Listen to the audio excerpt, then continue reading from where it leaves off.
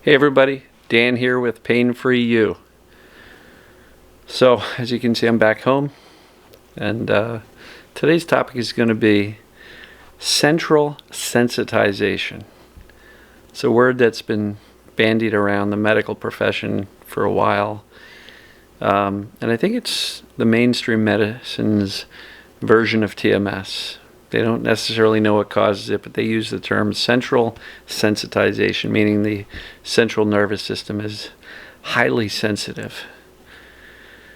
So, I'm going to get to that in a minute. Kind of give you my take. So, take a couple of nice deep breaths. Oh, and by the way, I don't know if you can see Finn hanging on the edge of the bookshelf over there. Over there. He's chilling out up top. And breathe a little bit. Kind of get myself centered. Let your muscles relax. Breathe in something good. Exhale something bad. So keep doing that as I chat a little bit. So it's kind of a little talk about TMS. Dr. Sarno theorized TMS was the brain trying to distract you from your repressed emotions, primarily rage. The belief was that the brain perceives the rage as too dangerous to be dealt with, so it creates a distraction to protect you from this awful thing called repressed rage. And he very well may be right. That may be why pain starts in the beginning, because these emotions are deemed as too scary, dangerous, overwhelming, and thereby dangerous.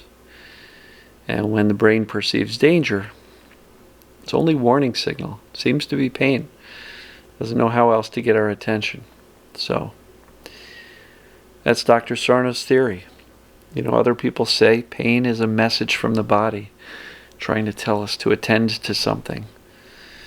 And, that very well may be true. I'm not here to say it's not.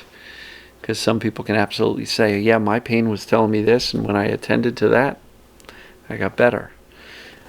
But here's the challenge with the repressed emotion theory and the message theory. As long as you have symptoms, guess what? You're going to think, I missed something. I got to dig deeper over here in the repressed emotions. I got to dig for a message. And as long as you have symptoms, you're going to think, yeah, I don't know what it is. I can't figure it out. Can't figure it out. Can't figure it out. When in fact, in my opinion, what is staring us in the face is this thing mainstream medicine is saying is central sensitization. I call it hypervigilance, a hypersensitive nervous system. And here's how it happens. We watch something bad happen when we're 3. Perhaps our parents fighting. Nervous system gets a little bit more sensitive.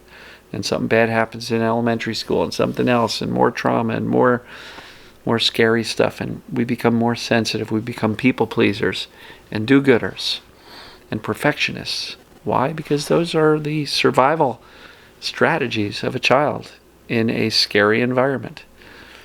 And so we become more and more sensitive. If you've ever had somebody go, you're too sensitive, right? That's how we get there. It's not your fault. You didn't do anything wrong. And for some people, they experience some medical challenges. Maybe an illness when you were a child, or maybe a car accident in your 20s, or some illness, or watch a parent get sick and die, or who knows what. Maybe we had a parent that was very health anxious, always concerned, be careful, you're going to get sick, don't do this, don't do that, put your coat on, right? And we can become very, very health anxious, and our brain and thereby our nervous system becomes so hypersensitive and vigilant that everything is perceived as dangerous. And then we get a symptom, and then we freak out because we've been taught to be vigilant and scared and hyper anxious about our health. We go to the medical system and we get medicalized. We get traumatized by the medical system's inability to figure it out and fix us. And we end up in a place that we are just feeling like we are in chaos. And that doesn't mean we've got 16 different problems we've got to solve. In my opinion, we've got one challenge, and it's not even a problem. It's a challenge, which is that our brain, and thereby our nervous system, is jacked up on fear and, important, misinformation. I say this a lot. Our brain is our best friend. Its job is to keep us safe and keep us alive. And even for the person who has the most crazy, wild, disturbing, awful sensations and symptoms going on in their body right now, your brain and your nervous system is working flawlessly based upon the information it's been given, based on the data it has received from you, doctors, the internet, Wikipedia, WebMD, Dr. Google, friends, family, your own thinking. All of these inputs have taught the brain that, holy crap, you're in danger, we're in trouble, oh no, oh no, oh no. And the more we freak out, the higher and higher the vigilance and sensitivity in the brain and the nervous system gets. And the answer is not more vigilance and freak out. It's calming. So, yesterday I did a video called Let's See What Happens.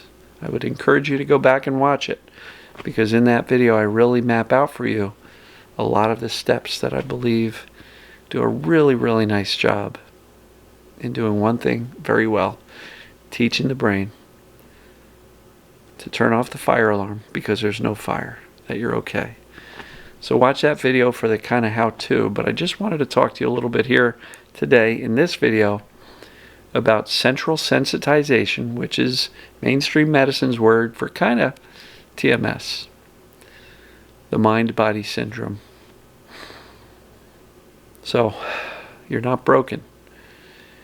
You've just got your danger alarm operating at a much higher setting than it needs to. So let's calm it down. I hope that makes sense.